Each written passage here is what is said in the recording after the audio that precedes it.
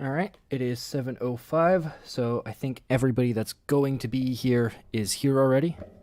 And going by numbers, I guess that means Mondays are a lot more popular than Wednesdays. Um, Welcome to the Leuven Twins scoring course. If you were at the one 2 weeks ago, then this is just the same thing again. So, yeah, if you've been to that one, then you've already seen all there is to offer. If not, welcome. So, first things first, this is the scorecard. Now, the scorecard has a whole bunch of different pieces of it. So let's go over the big bits. Up here at the top, you can see that there's a number of different sections to input information about the game. So the division, our division is Baseball Division 3. And you can even specify that further as Division 3A. So you would do BD3A. I need to make my... Yeah, that's better. So BD3A. Yeah, close enough. Game number, which they don't have anymore this year for some reason. The date, so that would be 16/6/21. In our case, the location, the city's enough. So for us, it's Leuven. And then we have over here time. Start, end, stop, and then time. So the start time is the time on the clock, which the game started. So if we take right now, then that's 19:07. The end time is the time the game ends, so we can't fill that in yet. The stop time is the complete amount of stoppage time there was during the game. And that's only things like rain delays. So like if there's time called so that the coach and the umpire can argue about some shit, that's not stoppage time. We don't count that. And then time at the end is the actual amount of time played. So end minus start, and then you also remove the stoppage time. All the way on the right, we can put in the final score. And here we see which part of the scorecard it is. So this is the home scorecard. So we're going to put the home team name right there. And then on the other scorecard, which looks like this, so very similar, we again have division, game number we still don't have. We can put the visitors team name. So those are all the identifying characteristics. At the bottom, if you're not a regionally or federally trained scorer, you put home, and otherwise you put your name and license number. The coach of home and visitors also go down here. We never fill in the technical commissioner. That's the official responsible for the field. But because we play in third division, there just isn't one. So we leave that blank. And at the bottom here, we can put all of the umpires. But unless they're regionally or federally trained, you just put home. So finally, that brings us to the main part of what we're looking at, which is the scorecard itself, where we keep track of the game. Each row here, like each big section, is a single spot in the batting orders at bats. Like that's how you have to think of it. So over here, there's a 1. So all the places covered with a 1, this is first person in the orders at bats. So right here could be their trip around the bases in the first inning, and the second, and the third, etc. The reason there are multiple lines for a player here is because substitutions can and do happen. So to start out, you put in your starting player. So starter 1. You put in their fielding position. Let's say they play first base. Oh yeah, for a fielding position, here I'm going to draw a shitty diamond here for a second. The positions are numbered, and we never refer to them by their title. It's just pitcher is 1, catcher is 2, then first base, second base, third base. Then we go back to pick up the shortstop at number 6, and then we go left to right in the outfield, 7, 8, and 9. If there are 10 outfielders, so like slow pitch, then you would put a 10th one there, but they don't use this scoring system, so you'll never have to use that.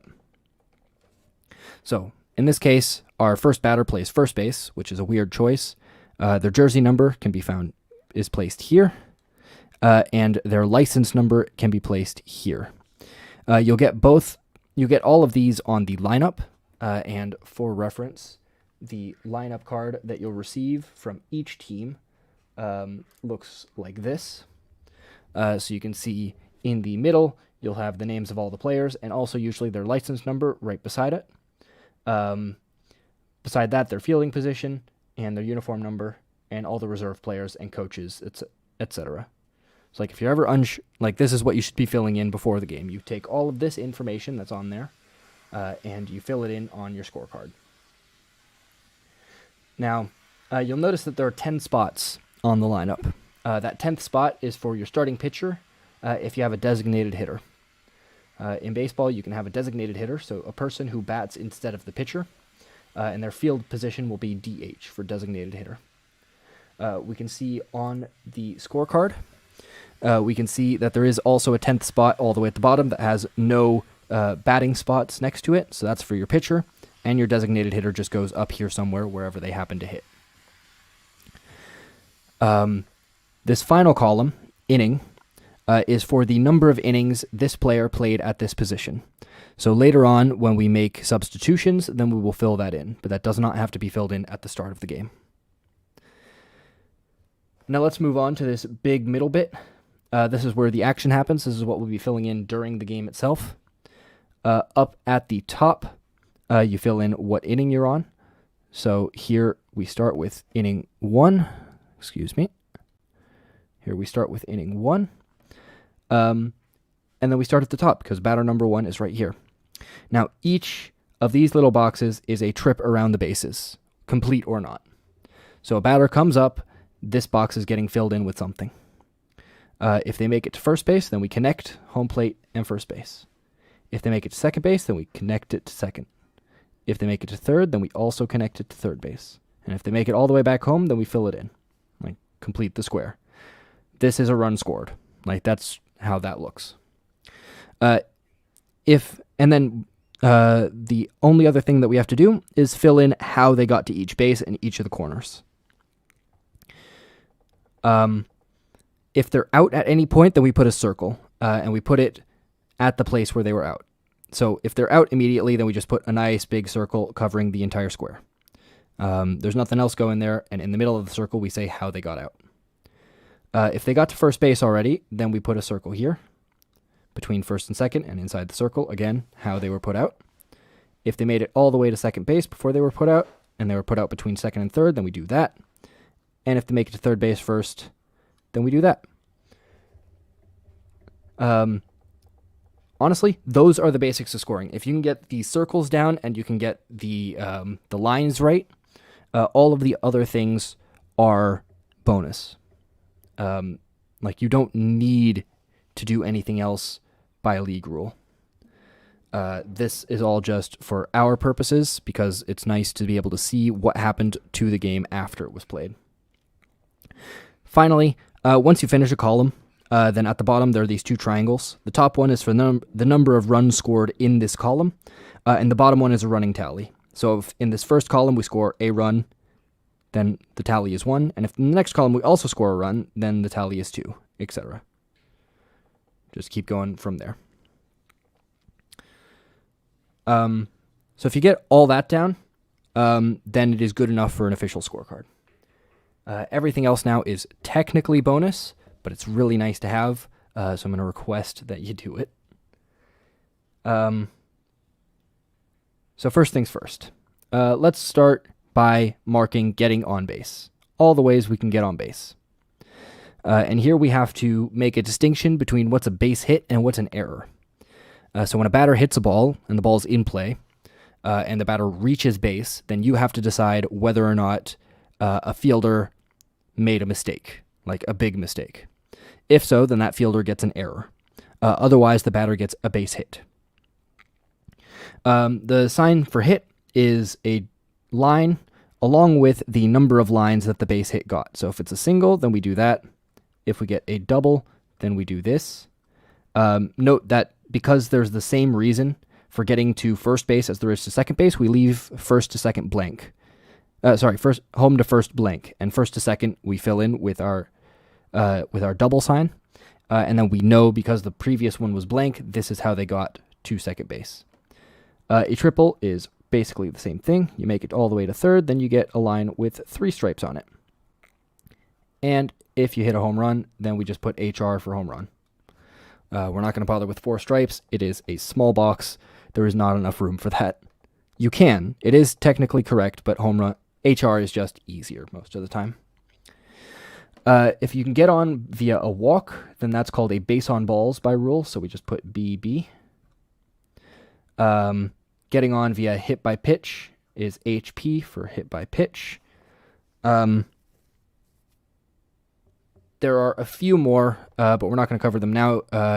At the game, you will have a cheat sheet, so you can just find the cheat sheet that you need, or the piece you need on the cheat sheet, or ask somebody after the game. Just make a note on the side. Now, after reaching first base, runners advance.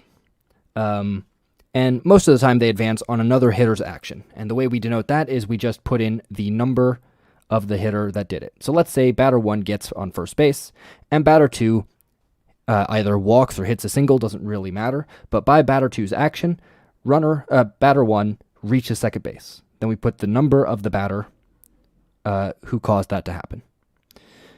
So batter 2 caused us to reach second base, so that's how that works.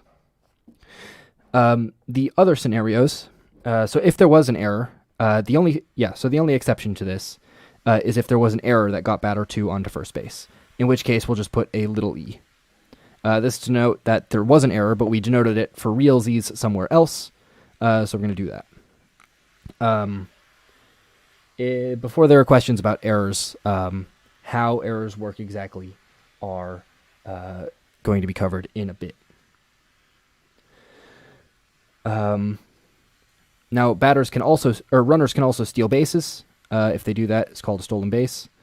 Stolen base is when the fielders, it's not really an error, it's not really a mistake, the batter just took a base. If the ball gets by the catcher and then the batter runs for the next or the runner runs for next base, that's either a passed ball or a wild pitch.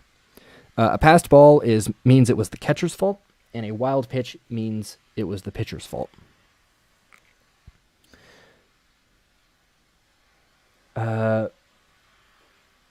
Then finally, outs. And there's quite a few ways to get out, so let's go through them quickly. Once we have a circle, the out is always has all of the numbers of every fielder who touched the baseball in order. So if there's a ground ball to the shortstop, and they throw the ball to first base for the out, then that's a 6-3 ground out. And we just do that in that order. If it's a fly ball, or if only one fielder was involved, then we have to specify how the out was made. If we see if we see the 2 numbers, then we know it was a ground out. But if there's just the one number, like say 3, then we have to say how. If it was a fly ball, so usually a high ball to the outfield, that's an F for fly ball. If it was a line out, so a line drive, then we put in an L. If it was a pop-up, usually a high ball on the infield, then we put a P. And if it was just a ground out, then we put 3U for unassisted. Now, the way we score errors is very similar to this. We basically just write the fielder numbers in the same order that we would, except that we put an E in front of the fielder who made an error. So again, if we go back to our shortstop to first base example, and the shortstop makes an error, then you do E6-3. And even just E6 is enough here. We just need to know it was a shortstop error that got us there. And it's the same thing for every single error. If in that case it was the first baseman's error, then you do have to still write the 6 because the shortstop still gets credit for making a good throw. Then it would be 6E3.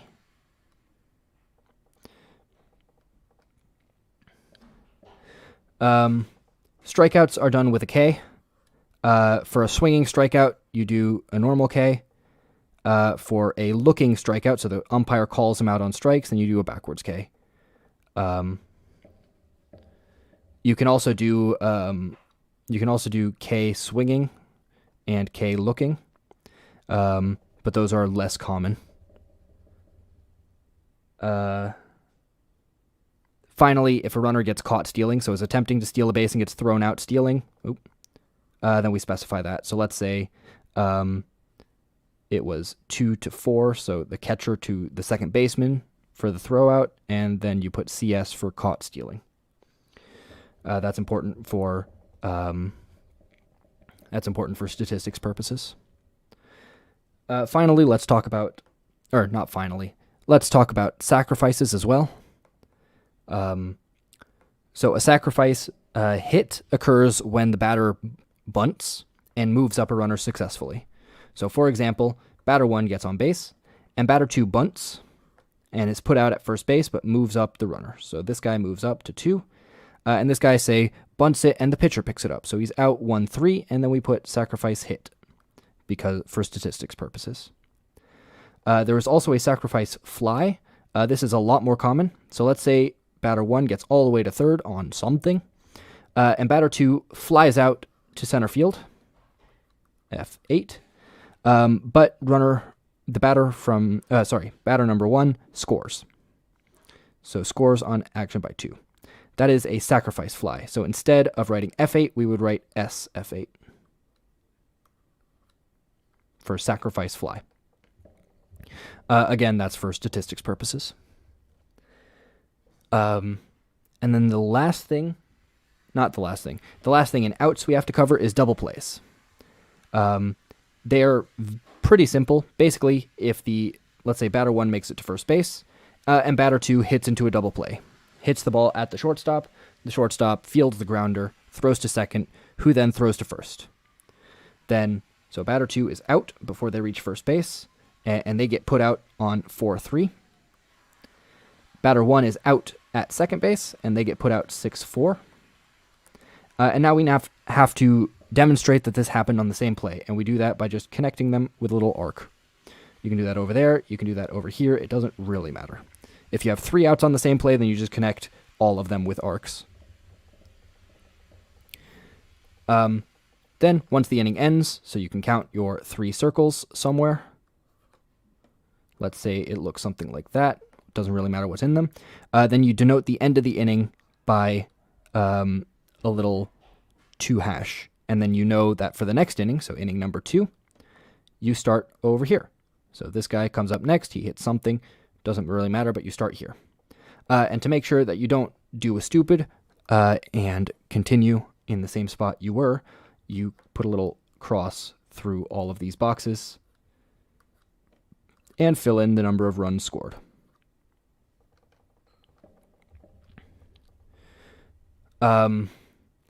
If you ever reach the end of a column, so let's say we're in inning number 2 here, we do in fact start from this guy. This guy gets on, doesn't really matter what he does. We're just going to pretend that all of these boxes have a thing in them. Then from here, we just start at the top of the column again, because over here we'll have this to let us know when the inning started exactly. Keep going. That's 3 outs, but I'm not really paying attention to what I'm doing. If we get to here and the inning is still going, then we can just continue in the next column in the correct spot. So we just put another 2 here to say this inning is still going. And then we keep going like that.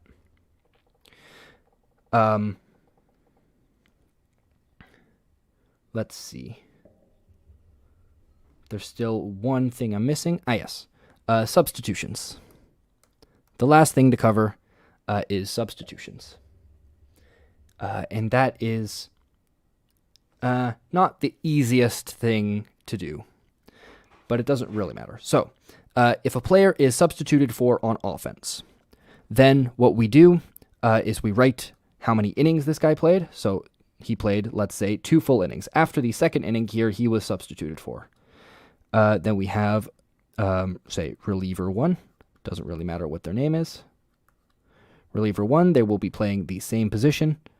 We don't fill this in yet because they're not done. And then to denote when the batting changes. So when starter one's at-bats become reliever one's at-bats, we put a line here.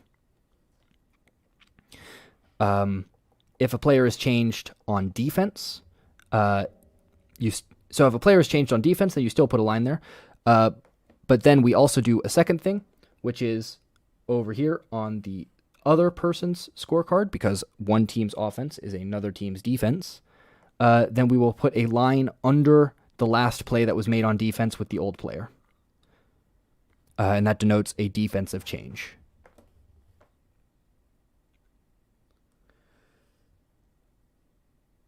If the same player is swapped in position, then we can just put a little quotation there for the same player and put their new position on the left. The other things also get a little quotation because we don't have to write them all again. That would be just a pain in the butt and wouldn't actually get any new information. At the end of the game, you need to see whether there are any remarks, like an injured player or something along those lines. At the bottom of the home scorecard, you see whether you say yes to remarks or no to remarks. And on the back of the page, you can put the remarks that were there, and they will get a signature by the umpire. If you ever don't know what happens... before I forget, at the bottom here, you'll see 3 extra spaces with no batting order number next to them.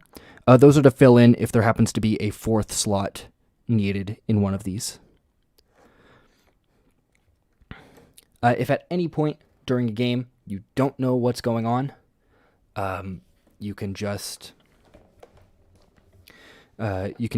ask for time from the umpire, and they will let you know. You're on the same team. Use their help when you need it. And if all of that fails, there are many, many people around you who do know what's going on, so you can ask one of them. Then the last thing to do is at the end of the final inning, you put your normal little dashes and you write game to denote that the game is over. That's it. That's the game. That's the entirety of scoring. You don't need to know anything else to do this job. You just have to watch and pay attention to the game. One thing I would recommend doing is taking what you know from the playbook, which also has, I believe, a cheat sheet in it. And if not, it has all of the information that I've given you here in it, as well as some other things. Take that, go watch an old archived game on YouTube or on MLB.tv or wherever, and score along with it. The playbook also has scorecards in it, so you can print those out and go from there. Okay, that is all for today. Unless there are any questions, but I'm not actually sure anybody is watching. So I'll be around for another 5 or so minutes to answer your questions. And otherwise, you can send them to me by text. And I will see you all at practice.